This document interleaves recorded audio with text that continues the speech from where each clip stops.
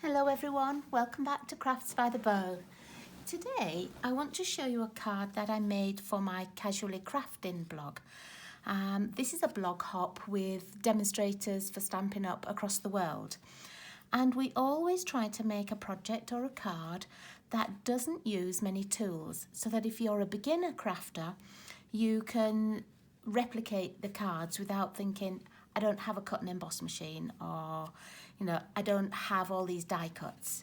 So this is my card, and it's a really simple one to replicate. But what I want to do today is just to step it up a little bit. So I've got all of the same elements that are going to go on, except I'm going to use just a few more tools and things. And I'm going to start just by cutting out the daisies. I'm using the stamp from Daisy Lane and the matching medium-sized punch. I do already have these things all on blocks and everything. And I've got Blushing Bride card, and I could easily stamp with Blushing Bride ink, but I'm actually going to use my Versamark. This is a great sticky ink and it's good for embossing, but also if you stamp with it, it takes on the tone of whatever colour your paper is. So all I'm going to do is, it feels a little bit different, the ink. It sort of feels sticky when you use it. But all I'm going to do is just stamp with it, and I hold it on a couple of extra seconds just so that the ink transfers. And at first it's really pale, but as it dries a little bit it gets darker. So I need 6 of these. I've already cut 3 out. I need 6 because I want to make 3 flowers. Okay. It does take a little while to dry as well.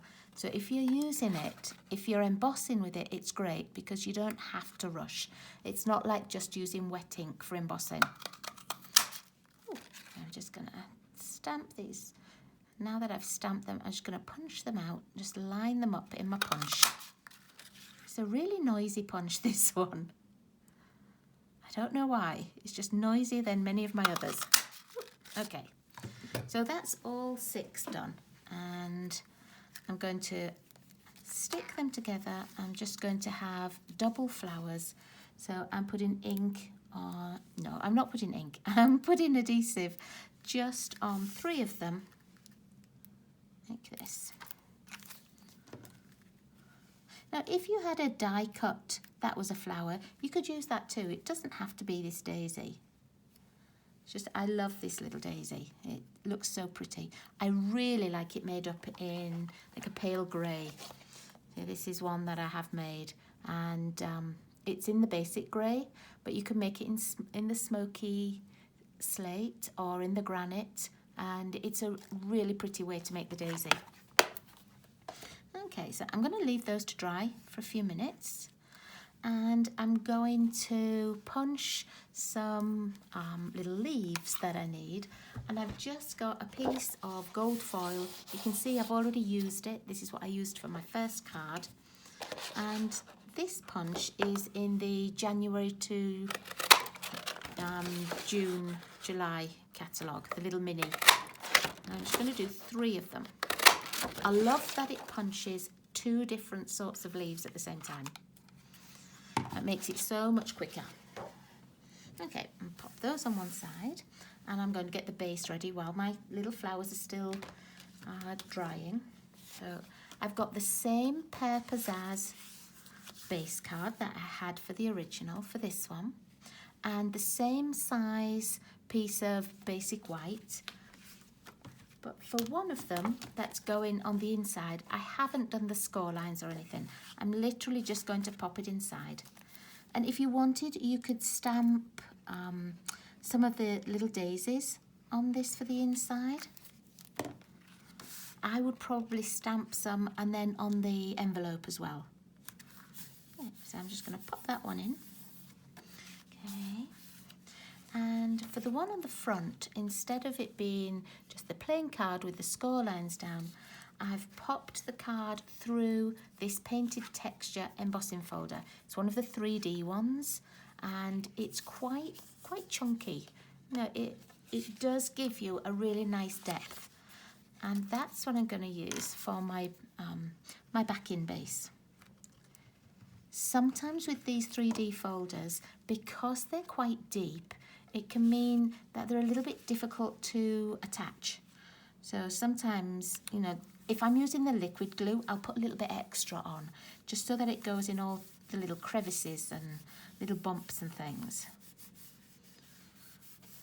There we go. Okay. Oh, I stuck my finger on there. I've got a little bit of glue that's escaped. I'll just get a little eraser and take that little sticky edge off. I don't want that to be sticky.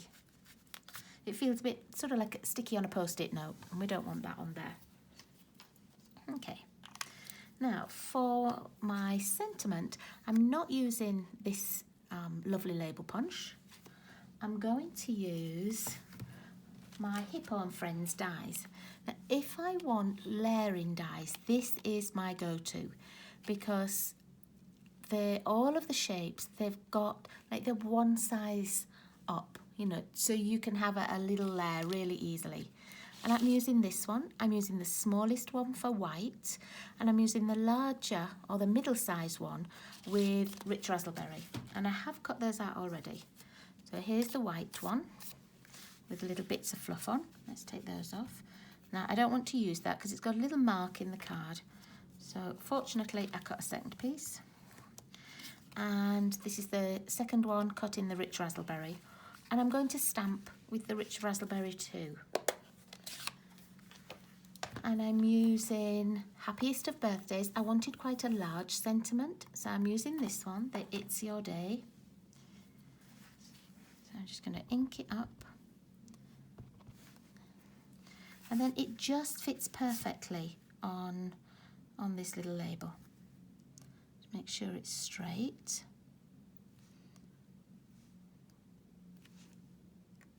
There we go. Now it's quite dark. The first time that you ink with the rich raspberry, you'll notice it's much darker than the cardstock. If you want it to be lighter, just stamp off and it comes up a little bit more like the cardstock. Just a little bit paler, but a little bit lighter as well. Okay. So I'm going to attach this one to here. Oh, in fact, I think I might put it on with dimensionals. That would make it look quite nice. So I'll lay this one flat and glue this one on flat, and then we'll just pop that next piece up with dimensionals. It'll just give even more texture.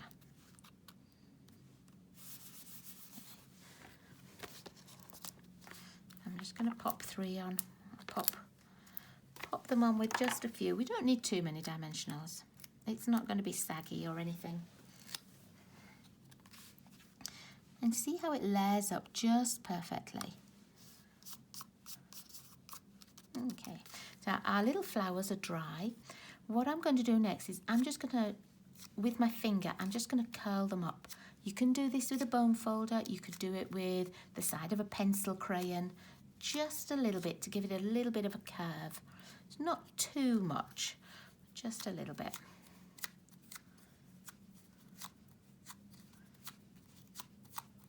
There we go.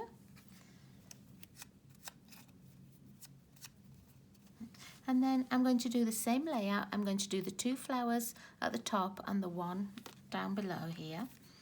And you could put these on with dimensionals if you wanted to. I'm going to just have mine with the glue, and just want some of the petals to go over onto the sentiment there. I'll pop that one round there. Let's move this little piece up as well. There we go. And then the same with the next one. And it'll automatically look like it's raised a little bit just because you've got that curl in the petals. And then another one at this bottom corner.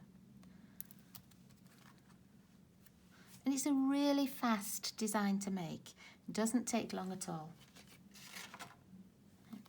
And then I've got my little die cut, they're not die cuts, my punched pieces that I made.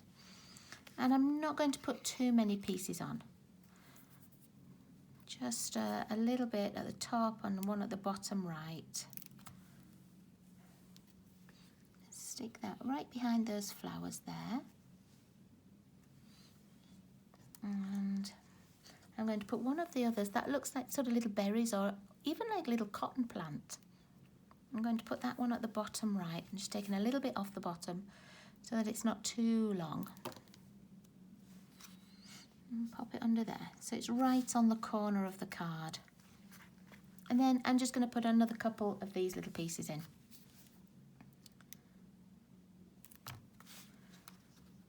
And it's just to give it, you know, a little bit more dimension. And oops, let's lift those up. But I don't want to stick them all the way down. I want them to still be standing up a little bit, just to give it a little bit of depth.